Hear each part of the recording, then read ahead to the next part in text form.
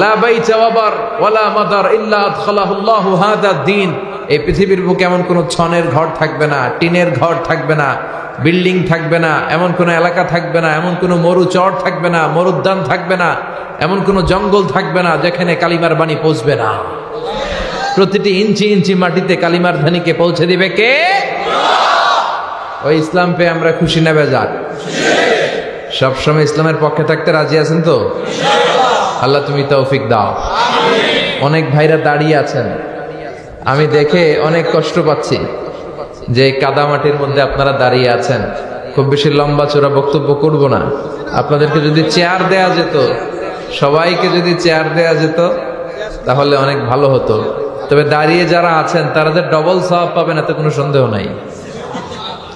যারা কোরআন পড়তে জানে না, কষ্ট হয়, মানে জিব্বায় আটকে যায়, গিরায় আটকে যায়, পড়তে পারে না, এদের ডবল সওয়াব। এক কোরআন পড়ার সওয়াব, আরেকটু যে কষ্ট করতেছে কষ্টের সওয়াব। সবাই তাফসীর শুনতেছে এটার এক সওয়াব, আর যারা দাঁড়ায় কষ্ট করে ডবল সওয়াব। এজন্য একটু কষ্ট করেন। আর সব দেখি ইয়াং পোলাপান, মাশাআল্লাহ, সব ইয়াং ছেলে পেলে সারা রাত দাঁড়ায় থাকলে এদের কিচ্ছু হবে না। এদের গায়ে আল্লাহ ইমানি তেজ দিয়েছে।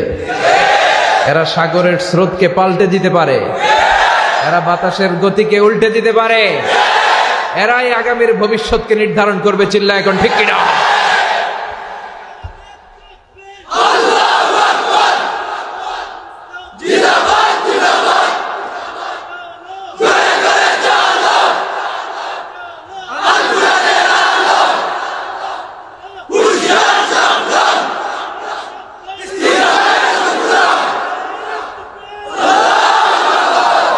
ইসলামের উজ্জ্বল ভবিষ্যৎ যে এদেশে সুনিশ্চিত, এটাই তার প্রমাণ। আমি সব সময় বলি, যুবকরা যদি ইসলামের পক্ষে থাকে তাহলে এটা বাংলাদেশের জন্য কল্যাণকর।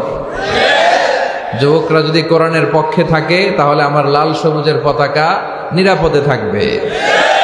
যুবকরা যদি হকের পক্ষের বীর সেনানী হিসেবে দায়িত্ব পালন করে তাহলে কোনো রক্তচক্ষু এদেশে কোনো বেশি সুবিধা করতে পারবে না। চিল্লা এখন ঠিক কিনা? এজন্য যারা যুবক তাদের কাঁধে আমানত অনেক বেশি। তোমাদের সময়টা জীবনের সবচাইতে মাহেন্দ্র ক্ষণ তোমরা এখন কাটাচ্ছ। ইন দ্য ডে অফ জাজমেন্টে আল্লাহ তাআলা জিজ্ঞেস করবে, এই সময়টা তুমি কোন কাজে লাগিয়েছো? এই সময়টা কি ইসলামের পক্ষে ব্যয় করেছো, নাকি রাত্রিবেলা শুনতা কুছ কুছ হোতা হ্যায়? আছে না নাই? এখন এগুলো খুব সহজ হয়ে গেছে, সবার হাতে স্মার্টফোন। ইচ্ছে মতো হিন্দি গান শোনে, ইচ্ছে মতো মুভি দেখে, পর্নোগ্রাফি দেখে। প্রিয় ভাইয়েরা, তুমি জান্নাতি হবা না জাহান্নামী হবা, দ্য ডিসিশন ইজ ইয়োর্স। সিদ্ধান্ত তোমার। তোমার এই দুর্বল সিদ্ধান্ত, তোমার এই দুর্বল চিত্ত তোমার জাহান্নামের টুকরা বানিয়ে দিবে। আর তোমার শক্ত সিদ্ধান্ত তোমার আল্লাহওয়ালা বানাবে, তোমার জান্নাতি বানাবে। The people of paradise and the people of hellfire, they never be equal. সমান নয়, জান্নাতি আর জাহান্নামী সমান নয়। The people of paradise gain the ultimate success in life. যারা জান্নাতি তারাই সফল কাম। চিল্লায় বলেন ঠিক কিনা? এজন্য আমি সবার শুকরিয়া জানাই যারা এত রাত এরকম প্রতিকূল আবহাওয়ার মধ্য দিয়েও আপনারা উপস্থিত আছেন। এই যে বৃষ্টি, এটা আল্লাহর নেয়ামত, ঠিক কিনা? বৃষ্টি না হলে আবার আমরা বাঁচি না। আহা, কি নেয়ামত আল্লাহ দিলেন। জমিন থেকে এটাকে উঠিয়ে আকাশে নিয়ে যান, ঘনীভূত করে আবার পৃথিবীতে ফেলে দেন। এই বৃষ্টি আবার বেশি হলে বন্যা হয়ে যায়। সাইয়েদনা নূহ আলাইহিস সালামের কওমকে আল্লাহ বৃষ্টি দিয়ে শেষ করে দিলেন।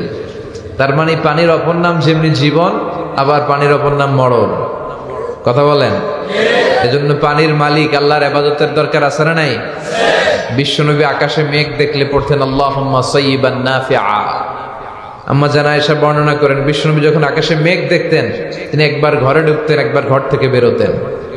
মা আয়েশা বলতেন, ইয়া রাসূলুল্লাহ, আপনি তো পেরেশান হলেন কেন? বিশ্বনবী বলেন, আয়েশা, আমি জানি না এই মেঘ কি শিলাবৃষ্টি দিয়ে মদিনাটারে শেষ করে দিবে, নাকি রহমতের বৃষ্টি দিয়ে মদিনাটারে উর্বর করে দিবে, আমি জানি না। এজন্য আমি আল্লাহর কাছে দোয়া করি, আল্লাহুম্মা সাইয়্যিবান নাফিআ, আল্লাহ আপনি রহমতের বৃষ্টি দেন। বিশ্বনবী বৃষ্টি দেখলে পড়তেন আল্লাহুম্মা আসকিনা গাইসান মুগীসান মারিআন মারিআন নাফিআন গায়রা দারিন আজিলান গায়রা আজিল। হে আল্লাহ, উপকারী বৃষ্টি দেন, কল্যাণকর বৃষ্টি দেন, যে বৃষ্টিতে আমাদের গবাদি পশুর জন্য রিজিক থাকে, যে বৃষ্টিতে আমাদের ঘাস লতা পাতা গুল্মলতা বেড়ে উঠবে, যে বৃষ্টিটা কল্যাণকর, এরকম বৃষ্টি আপনি তাড়াতাড়ি দেন, দেরি করে দিয়েন না। এখন বৃষ্টি দেখলে আমরা এই দোয়া পড়ি না, আমরা গান গাই, এই বৃষ্টি ভেজা রাতে তুমি বান্ধবী চলে যেও না। আছে না নাই? এগুলো বলবেন নাকি বলবেন আল্লাহুম্মা সাইয়িবান নাফিআন? আমার সাথে সাথে পড়েন আল্লাহুম্মা সাইয়িবান নাফিআন, আল্লাহুম্মা সাইয়িবান নাফিআন। মানে হে আল্লাহ তুমি উপকারী বৃষ্টি দাও, কল্যাণকর বৃষ্টি দাও। আবার বেশি বৃষ্টি হলে, অতি বৃষ্টি হলে বিশ্বনবী পড়তেন আল্লাহুম্মা হাওয়ালাইনা ওয়ালা আলাইনা। আল্লাহ আমাদের এলাকায় আর লাগবে না, আপনি অন্য এলাকায় দেন।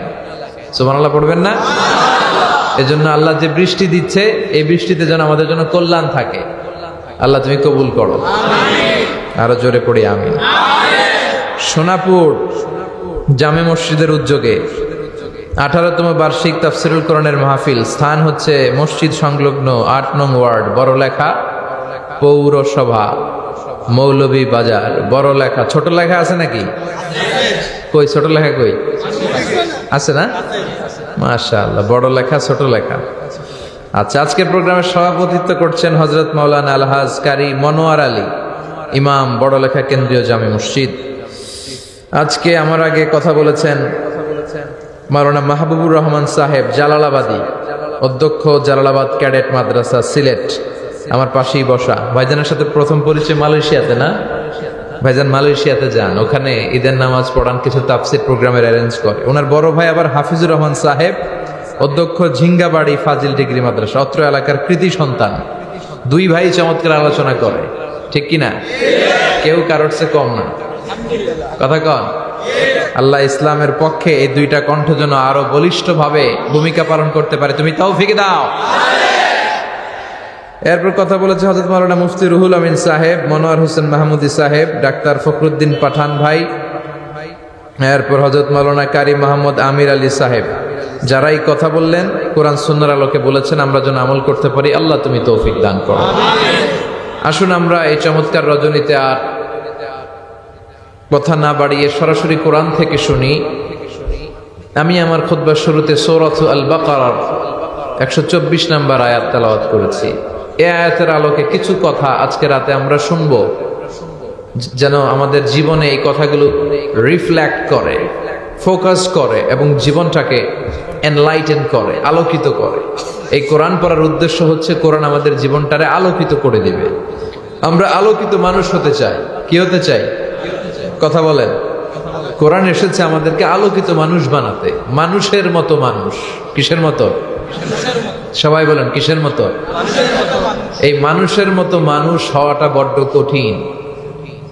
বাড়ছে জনসংখ্যা, কমছে মানুষ। কথা বলেন। তার মানে এই যে 700 কোটি 600 কোটির কথা আমরা বলি, সবগুলা মানুষ না, সবগুলা মানুষ নয়, এগুলো জনসংখ্যা। কিন্তু কোরআন এসেছে আমাদেরকে মানুষের মতো মানুষ বানাতে। গরুর পেট থেকে বেরোলে ওটারে গরু বলি আমরা, ওটা গরু হয়ে যায়। ছাগলের পেট থেকে বেরোলে ওটা ছাগল হয়ে যায়। কিন্তু মানুষের পেট থেকে বেরোলে ওটা মানুষ হয় না, ওটারে মানুষ বানাইতে হয়, তাই না? আবার দেখবেন গরুকে কেউ বলে না তুই গরুর মতন গরু হ, বলে? মৌলভীবাজারে মনে হয় বলে। ছাগলের কেউ বলে না তুই ছাগলের মতো ছাগল হ। শুধু আমরাই এমন এক সৃষ্টি মানুষ, এই মানুষকে বলা হয় তুই মানুষের মতো মানুষ হ। এই দায়িত্বটা নিয়েছে কোরআন। এই কোরআন এসেছে আমাদেরকে মানুষের মতো মানুষ বানাতে, আলোকিত মানুষ করতে। কিতাবুন আনজালনাহু ইলাইকা, সূরা ইব্রাহিম। কিতাবুন আনজালনাহু ইলাইকা লিতুখরিজান নাসা মিনায-যুলুমাতি ইলান-নূর। I've revealed this holy and sacred book unto you in order to lead the mankind out of darkness into the light. ও নবী, আমি আপনার কাছে এই মহাগ্রন্থ কোরআনকে পাঠিয়েছি অন্ধকারচ্ছন্ন মানুষগুলোরে আলোকিত মানুষ বানানোর জন্য, অনেকগুলো অন্ধকার থেকে একটা নূর বা আলোর দিকে নিয়ে যাওয়ার জন্য, ঠিক কিনা? এজন্য কোরআন পড়লে, কোরআন মানলে ওই লোকটা ভদ্র হয়, ওই লোকটা আল্লাহওয়ালা হয়, ওই লোকটা দেশপ্রেমিক হয়, ওই লোকটা টেন্ডারবাজ হয় না, ওই লোকটা চাঁদাবাজ হয় না, ওই লোকটা কখনো দুর্নীতি করে না, ওই লোকটা সরকারি টেবিলের উপর দিয়া নিচ দিয়া ঘুষের আদান প্রদান করে না, ওই লোকটা ধর্ষণ করে না, ছিনতাই করে না, এই লোকটা কখনো খাদ্যে ভেজাল দেয় না, মাছে ফরমালিন দেয় না, ওজনে কম দেয় না, কারণ সে মানুষের মতো মানুষ। ঠিক কিনা? এখানে আলো কমে গেল কেন? এখানে কি হ্যাঁ আসবে আসবে জেনারেটর আসতেছে। তো এই জন্য আমরা যেন কোরআনের সাথে সম্পর্ক বাড়াই। এই বাংলাদেশে এই তাফসির মাহফিলের যেই রেওয়াজ বা কালচার, এটা পৃথিবীর কোথাও নাই। আমরা বাইরেও মাঝে মাঝে কিছু কিছু জায়গায় বক্তব্য করি, তবে এইরকম না। এই বৃষ্টি পড়তেছে, এই তেরপাল বিছানো, এই প্রধান বক্তার আগমন, শুভেচ্ছার স্বাগতম, এলাকাবাসীর পক্ষ থেকে লাল গোলাপ শুভেচ্ছা, এক জায়গায় লাল গোলাপ ফুল পাই না, খালি প্লাস্টিকের ফুল হইতে দেখেন, কিন্তু তাজা তাজা লাল গোলাপ দেয় নাম করে খুব কম। মাঝে মাঝে কিছু কিছু জায়গায় অ্যারেঞ্জ করে, কিন্তু খুব বলে যে লাল গোলাপের শুভেচ্ছা। তো এই যে আমাদের ট্র্যাডিশন, এটা আমাদের বাংলাদেশের ট্র্যাডিশন। শীতকালে বৃষ্টি হোক, ঝড় হোক, তুফান হোক, আমরা ছুটে যাই কোরআন থেকে শুনতে। পৃথিবীর অন্যান্য দেশে হয় শর্ট তাস্কিরা, খুব অল্প সময়ের, half an hour. The lecturer will come in the conference room, he deliver his lecture or conduct the presentation, then the audience will start to throw the question to the speaker. উনি একটা ছোট্ট বক্তব্য দেয়, এরপর সবাই প্রশ্ন, QA বলে এটাকে, questioning answering session. Then they all go out, finish. কিন্তু এরকম বিকেল থেকে অনেক আলোচকরা আসবে, আলোচকের শেষ নাই। 4-5 জনকে তো এরকম পোস্টারে নাম দেয়, এরপর লেখা থাকে আরো অন্যান্য ওলামায়ে কেরামগণ বয়ান করবেন। ঠিক কিনা? তো এই ট্র্যাডিশনটা কিন্তু অন্য জায়গায় নাই। It's a blessings, it's a রাহমা, এটা আল্লাহর পক্ষ থেকে বারাকা। এজন্য আমি সবসময় বলি যে তাফসির মাহফিলটারে ক্লাস মনে করতে হবে। কি মনে করতে হবে? ধরে ধরে খুঁটে খুঁটে গুলো যাতে আমরা বুঝে নিই যে এটা দ্বারা আল্লাহ এটা বুঝিয়েছেন, এটা থেকে আমাদের জীবনে এই শিক্ষা, তাহলে জীবনটার আলোকিত করবে কে? আল্লাহ। আমরা যেন মানুষের মতো মানুষ হতে পারি, আমরা যেন আলোকিত মানুষ হতে পারি। আজকের এই বর্ষাকে, এই সোনাকে তুমি আমাদের নাজাতের ওসিলা বানাও। সূরাতুল আল বাকারা হচ্ছে কোরআনের সবচাইতে ছোট্ট সূরা। হ্যাঁ, কেউ কোনো প্রতিবাদ করে না। হ্যাঁ, কোরআনের সবচেয়ে বড় সূরা। এই সূরার ভিতরে এমন একটা আয়াত আছে যে আয়াতটা সবচেয়ে শ্রেষ্ঠ আয়াত। আয়াতটার নাম আয়াতুল কুরসি। মুখস্থ আছে না? পড়েন আপনারা? বিষ্ণু বললেন, মান কারা আয়াতুল কুরসি দুবুরা কুল্লি সালাতিন মাকতুবা লাম ইয়ামনাহু মিন দুখুলিল জান্নাতি ইল্লাল মাউত। প্রত্যেক ফরজ সালাতের পরে যারা আয়াতুল কুরসি পড়ে, তার জান্নাতে যাওয়ার ক্ষেত্রে আর কোনো কিছু বাধা থাকে না, একটি জিনিস ছাড়া, সেটা হচ্ছে মরণ। লোকটা মরে না তাই জান্নাতে যায় না, মরলেই জান্নাতি। পড়বেন আয়াতুল কুরসি? নাকি সালাম ফেরানোর পরে আমিন ইয়া আরহামার রাহিমিন এগুলো করবেন? তাসবিহ পড়বেন। আব্দুল্লাহ ইবনে আমর ইবনে আল-আস বলেন, রাআইতু রাসূলুল্লাহ সাল্লাল্লাহু আলাইহি ওয়াসাল্লাম ইয়াকিদুত তাসবিহা বিয়ামিনিহি। আমি আল্লাহর রাসূলকে ডান হাতের আঙ্গুলের গিড়া এরকম তাসবিহ পড়তে দেখেছি সালাতের পরে। সুবহানাল্লাহ পড়েন।